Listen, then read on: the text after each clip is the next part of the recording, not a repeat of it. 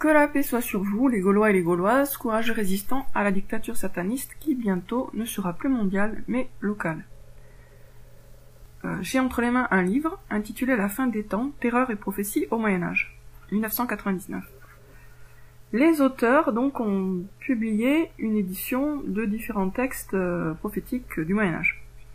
Et ils disent ceci, note des auteurs, donc.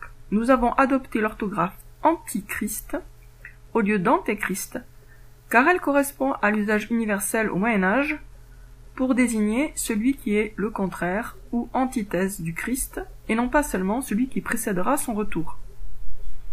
Alors, moi, ce que je comprends, en lisant ça, c'est que au Moyen-Âge, on écrivait bien antichrist, et que l'habitude d'écrire antéchrist est beaucoup plus récente.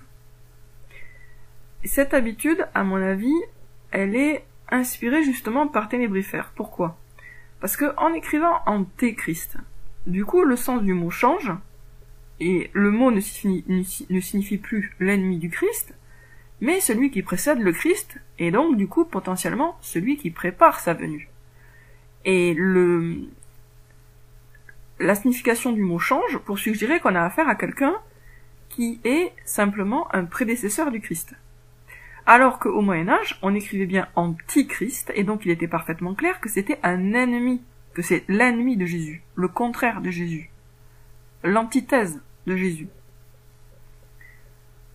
Du coup, ça me paraît important d'avoir conscience qu'il y a deux orthographes, que la plus ancienne est donc la plus proche de la vérité en général, est antichrist, et pas antéchrist, et qu'aujourd'hui on est quelque part un peu égaré par le diable quand on parle d'antéchrist plutôt que d'antichrist.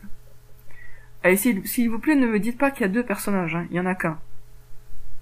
De la même façon que Ténébrifère, c'est Lucifer, l'antichrist, c'est le même être. Simplement, le mot a changé. Le mot a changé, mais en réalité, il n'a pas changé dans le bon sens, puisque ça permet finalement, là encore, de laver son image. Quand Ténébrifère a été occulté au profit de Lucifer, ça a contribué à redorer le blason du diable. De la même façon, quand l'antichrist a été rebaptisé antéchrist, ça a contribué, mine de rien, à redorer le blason de l'antichrist. Voilà, petite considération sémantique qui me paraissent intéressantes et pertinentes. Donc le mot de départ c'est bien antichrist, et c'est récent, beaucoup plus récent l'orthographe antéchrist est beaucoup plus récente, et puis elle est trompeuse, puisqu'elle nous envoie sur la piste d'un précurseur du Christ, ce qui n'est absolument pas. À bientôt les amis.